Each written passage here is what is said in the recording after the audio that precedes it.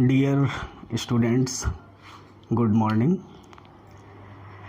मैं Amit Dwivedi, BBS inter college, Shivkuti, Allahabad.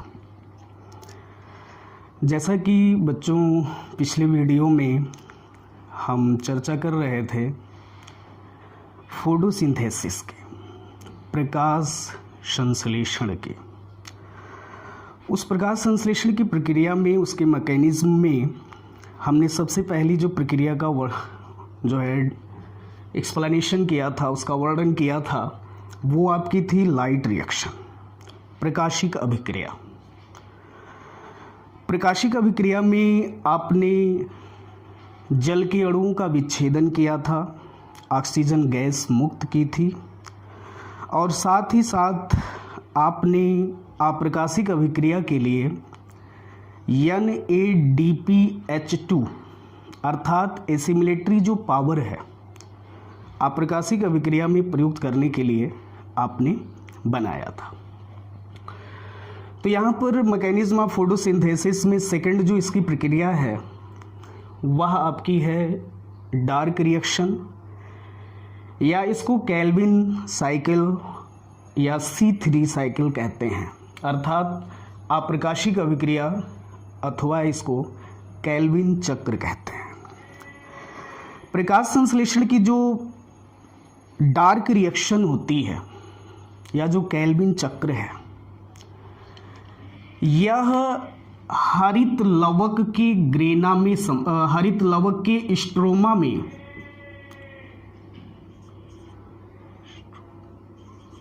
Stroma, या जिसको आपने नाम दिया था पीठिका, हरित लवक के स्ट्रोमा में, और लाइट रिएक्शन किसमें संपन्न हुई थी? ग्रेना में। तो डार्क रिएक्शन हरित लवक के स्ट्रोमा में संपन्न होती है। इस प्रक्रिया में सनलाइट यानी सूर्य के प्रकाश की आवश्यकता, सूर्य के प्रकाश की आवश्यकता प्रत्यक्ष रूप में नहीं होती है, अर्थात इस अभिक्रिया को करने के लिए सूर्य के प्रकाश की आवश्यकता प्रत्यक्ष रूप में नहीं होती है, लेकिन अप्रत्यक्ष रूप में इस क्रिया को करने के लिए हमें ऊर्जा की आवश्यकता होती है। तो अप्रत्यक्ष रूप में जो ऊर्जा आपको मिलती है, विशेष रूप से आपने लाइट रिएक्शन में बनाया था, एक तो आपने ATP बनाया था और एक आपने NADPH2, या इसको लिख सकते हैं NADPH+H, इसको आपने लाइट रिएक्शन में बनाया था। ATP और NADPH+ ये आपके एनर्जी रिच होते हैं और इन्हें हम सम्मिलित रूप में कहते हैं एसिमिलेटरी पावर।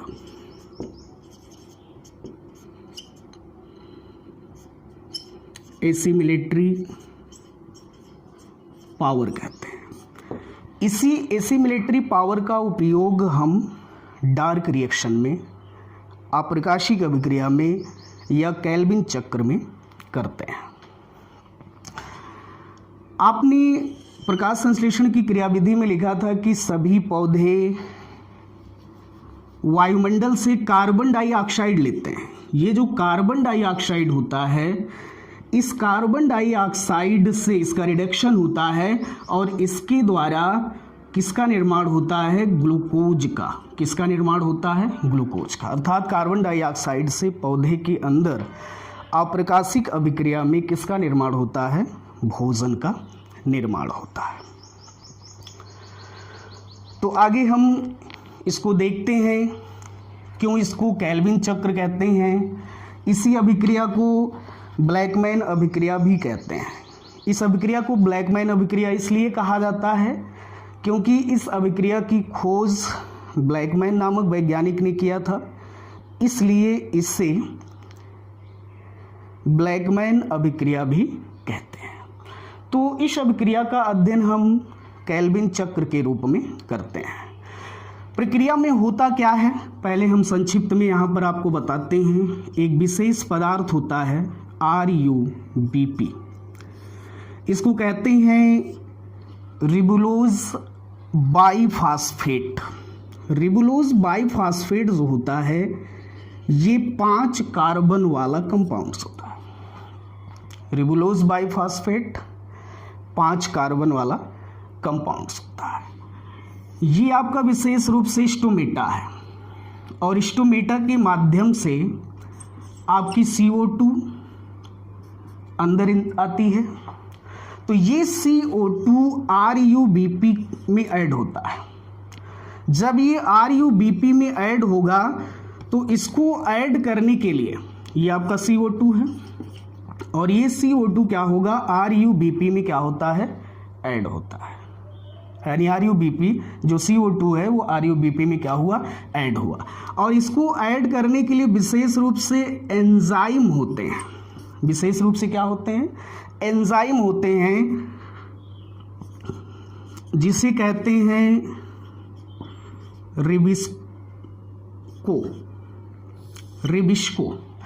रिबिस्को में यहाँ पर देखिए C और O, इसी में सारे फंक्शन छुपे होते हैं।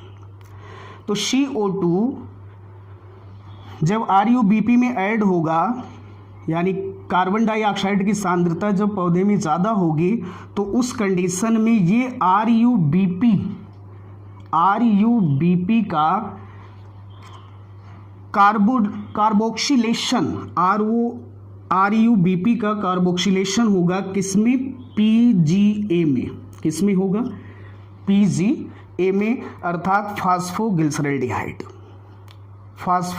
फास्फोग्लिसरिक अम्ल या PGA। इसको PGA या इसको कहते हैं फास्फोग्लिसरिक एसिड या फास्फोग्लिसरिक अम्ल कहते हैं। तो इस रूप में क्या होता है, कन्वर्ट होता है। तो जैसा कि यहाँ पर हमने आपको बताया कि विशेष पदार्थ है आपका RuBP और इस यहाँ RuBP में आपका ये CO2 ऐड होकर के PGA बनाता है। इसको आइए हम एक चक्र के रूप में देखते हैं, जिसे आप केल्विन चक्र कहते हैं। जिसे आप क्या कहते हैं, केल्विन चक्र। तो RuBP ये आपका होता है रिबुलोज बाइफास्फेट। रिबुलोज बाइफास्फेट ये 5 कार्बन कंपाउंड्स होता है। ये है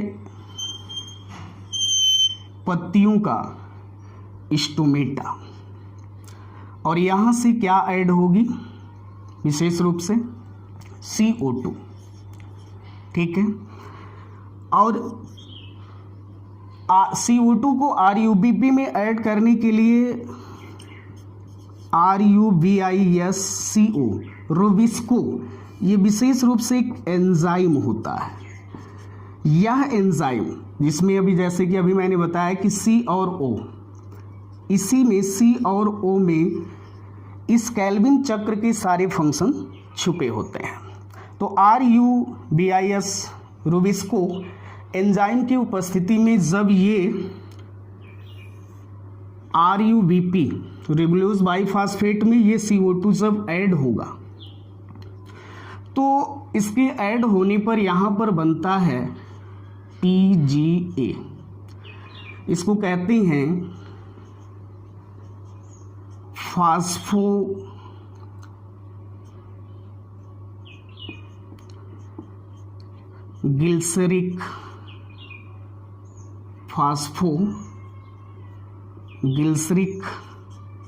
अम्ल। ये फास्फोग्लिसरिक अम्ल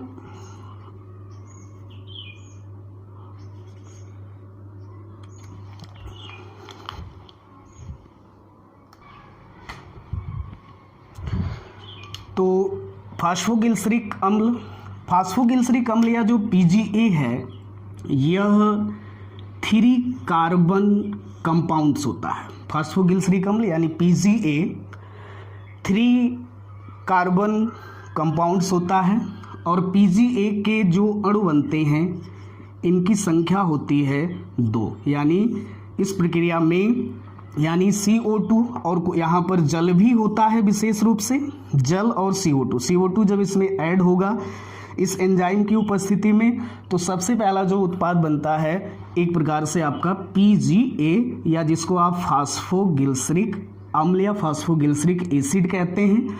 और यह PGA 3 कार्बन वाला, ठीक है, 3 कार्बन वाला कंपाउंड्स होता है। और इसमें जो बनेगा जो PGA, उसकी संख्या यानी इसके अणुओं की संख्या कितना होती है? 2 होती है। तो RUBP का यहाँ पर कार्बोक्सिलेशन होता है,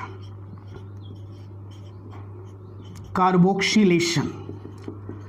और इस कार्बोक्सिलेशन में आपकी PGA या फास्फोगिल्सरिक अम्ल का क्या होता है? निर्माण होता है। यह PGA इस क्रिया में आगे का जो स्टेप होगा, इसमें 2 ATP, कितने? 2 ATP, चूंकि फास्फोरिक अम्ल के कितने अणु हैं? 2 अणु हैं, तो 2 अणुओं को फास्फोरिक अम्ल के 2 अणुओं में एक एक यहाँ पर देंगे, तो 2 ATP हो गए। और जब 2 ATP इसके अंदर जाएगा तो यहाँ से निकलेगा 2 ADP। ATP इसको बताया गया था आपको, ये आपका पहला एसिमिलेटरी पावर है जिसको आपने लाइट रिएक्शन में बनाया था। तो 2 ATP यहाँ पर अंदर जाएगा और बदले में यहाँ से 2 ADP क्या होगा? निकलेगा। तो PGA जो फास्फोगिल्सरिक अम्ल है, फास्फोगिल्सरिक अम्ल, इसके पास एक फास्फेट समूह और एक फास्फेट समूह यहाँ से 2 ATP से मिला, तो यहाँ पर हो जाएगा जो अगला स्टेप में जो बनेगा उत्पाद 1,3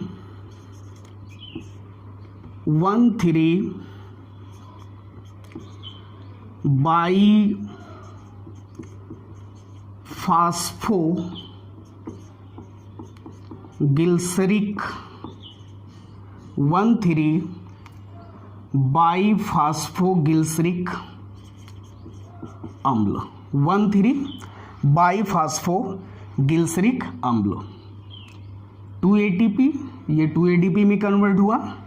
यहाँ पर PGA में एक फास्फेट समूह और इस ATP से एक फास्फेट समूह मिला, तो 1,3 बाई फास्फोगिल्सरिक अम्ल, 1,3 बाई फास्फोगिल्सरिक अम्ल। और इसमें भी 1,3 बाई फास्फोगिल्सरिक अम्ल के कितने अणु बनेंगे? 2 अणु बनते हैं। 1,3 बाई फास्फोगिल्सरिक अम्ल में कितने अणु? 2 अणु बनते हैं। नेक्स्ट स्टेप में ये जो 1,3 बाई फास्फोगिल्सरिक अम्ल है, इसमें आपने लाइट रिएक्शन में प्रकाशिक अभिक्रिया में NADPH+,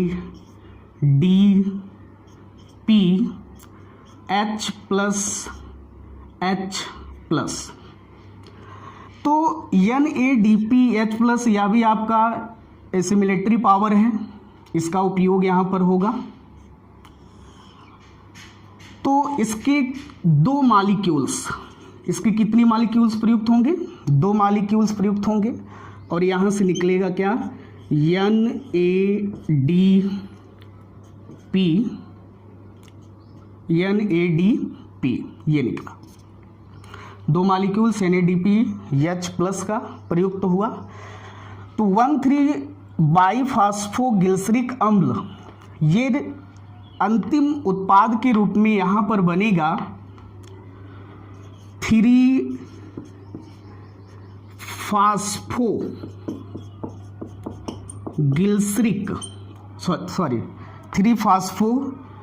गिल्सरैल्डिहाइड।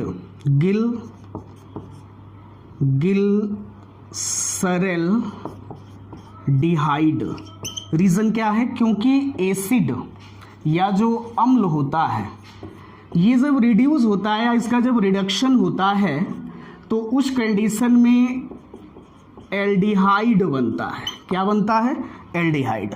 तो 1,3 बाईफास्फोगिल्सरिक अम्ल, इसका जब रिडक्शन होगा तो उस कंडीशन में फास्फोगिल्सरैल्डिहाइड, 3-फास्फोगिल्सरैल्डिहाइड बनता है।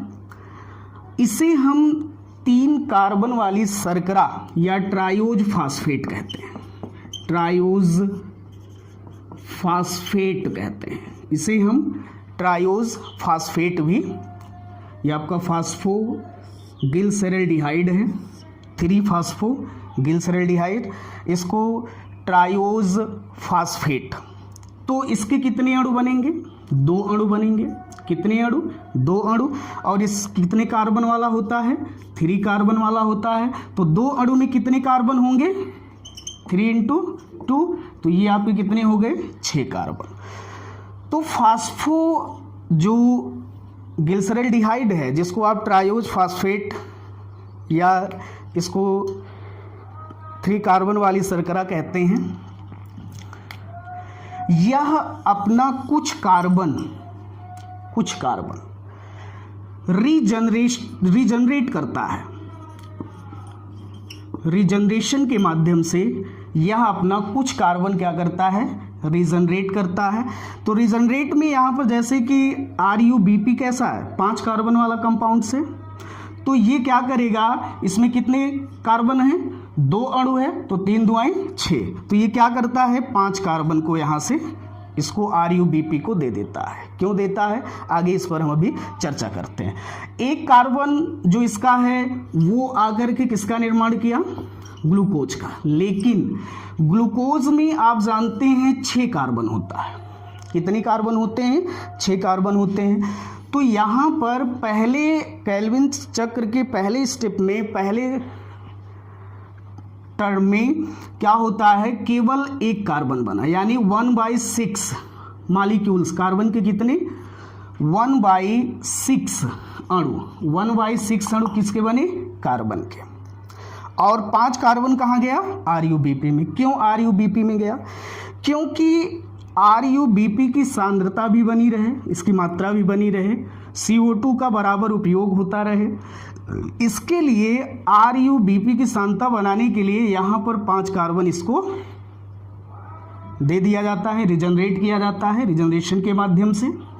ठीक है, तो फर्स्ट टर्म में केल्विन चक्र के फर्स्ट टर्म में 1/6 मॉलिक्यूल्स बनते हैं।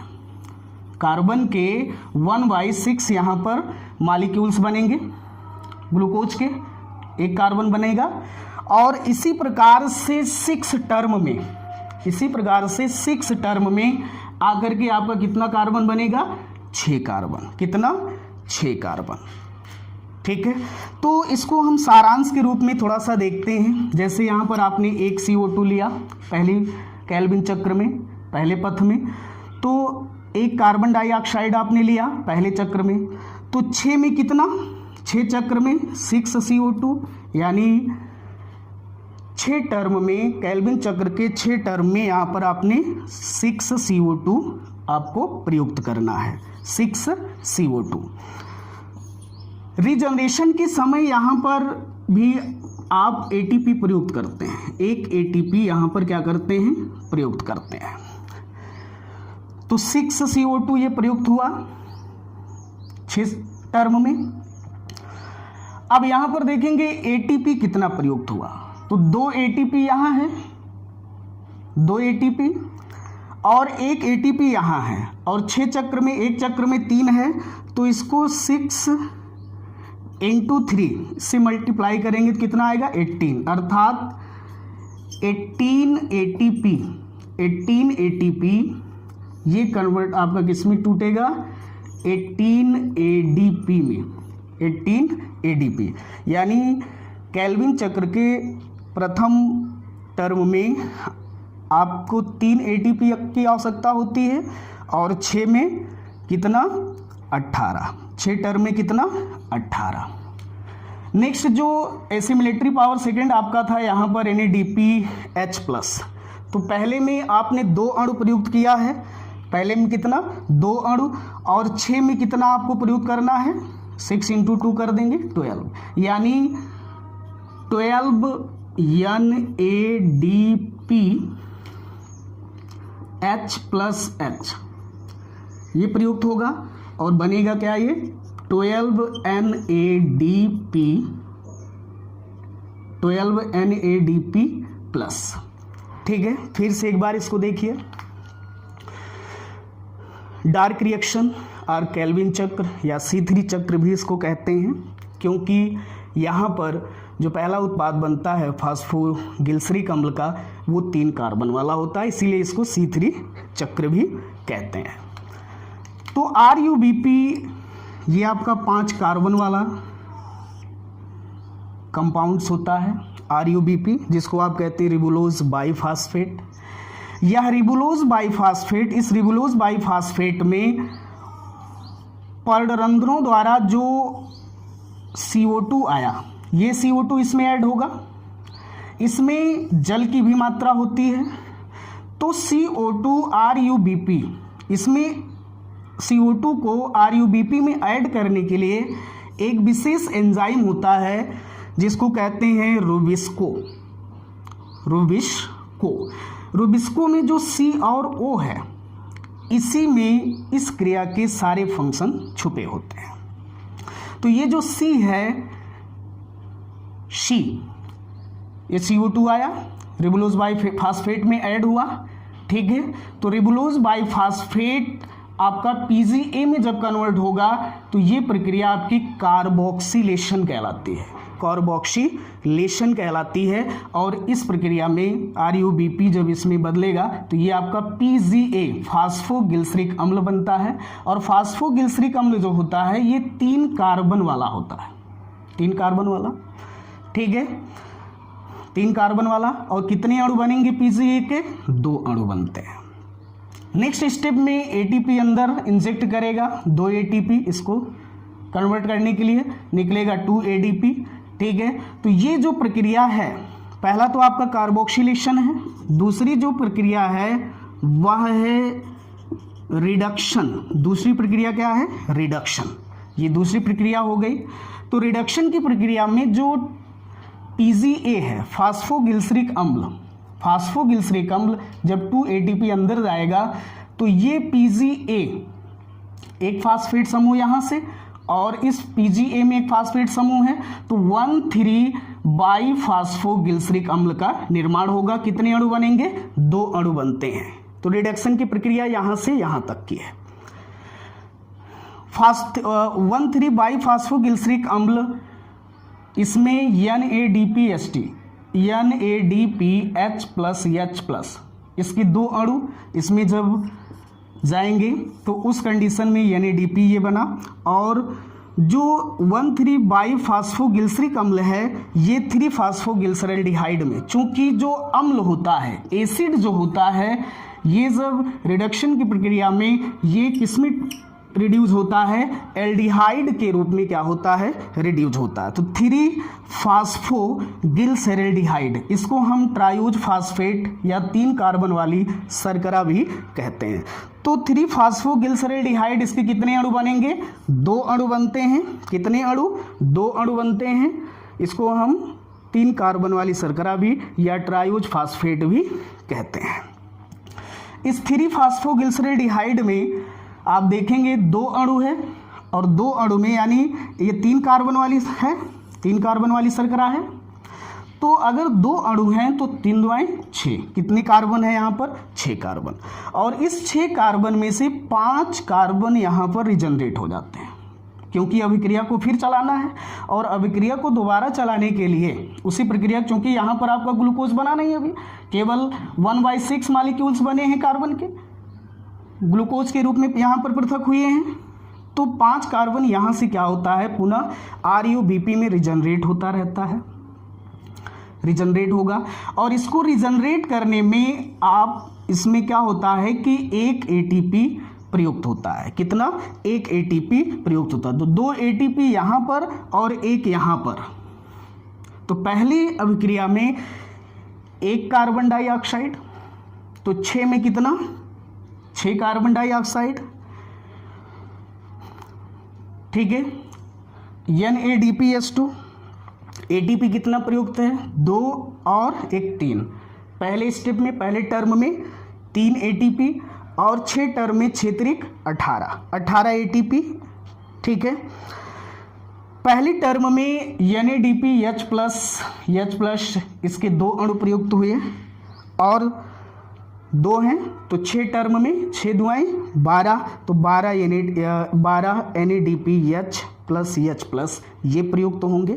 ठीक है, तो इस प्रकार से केल्विन चक्र के द्वारा 6 टर्म में ग्लूकोज का क्या होता है निर्माण होता है। नेक्स्ट वीडियो में आगे हम चर्चा करेंगे प्रकाश संश्लेषण के लिए कौन कौन से पदार्थ आवश्यक हैं, उन पर हम चर्चा करेंगे। तब तक के लिए जय हिंद जय भारत।